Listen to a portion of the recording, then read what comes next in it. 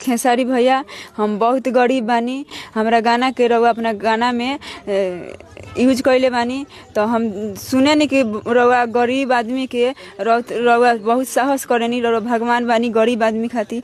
दोस्तों, जब से खेसारी लाल यादव इस महिला का आवाज़ अपने गाने में डाले हैं, तब से यह महिला काफ़ी ज़्यादा खुश है और खेसारी लाल यादव को अपना भगवान भी मान रही है और खेसारी लाल यादव से और सपोर्ट की मदद की गुहार कर रही है। दोस्तों, खेसारी लाल यादव का एक गाना आया है जिसमें इस महिला का आवाज़ को डाले हैं।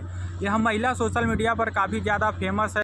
दोस्तों, यह महिला काफ़ी ज़्यादा गरीब है और इंस्टाग्राम पर वीडियो बनाती है। इसका एक वीडियो काफ़ी ज़्यादा वायरल हुआ है। लोग इस वीडियो को बहुत ही ज़्यादा कॉपी करते हैं और इसी आवाज़ में यह इंस्टाग्राम पर काफ़ी ज़्यादा वीडियो भी बनाते हैं। यह वीडियो इतना फेमस है कि भोजपुरी के स्टार खेसारी लाल यादव भी इस आवाज़ को अपने गाने में डाल दिए, जिसके बाद से यह महिला गाना सुनी और इंटरव्यू भी दे रही है। आप लोग वीडियो देख सकते हैं। खेसारी भैया हम बहुत गरीब बानी। हमरा गाना के रउआ अपना गाना में यूज कइले बानी, तो हम सुने नी कि रउआ गरीब आदमी के रउआ बहुत साहस करेनी, रउआ भगवान बानी गरीब आदमी खातिर। तो हमरो खातिर एक बार भगवान बन जाए।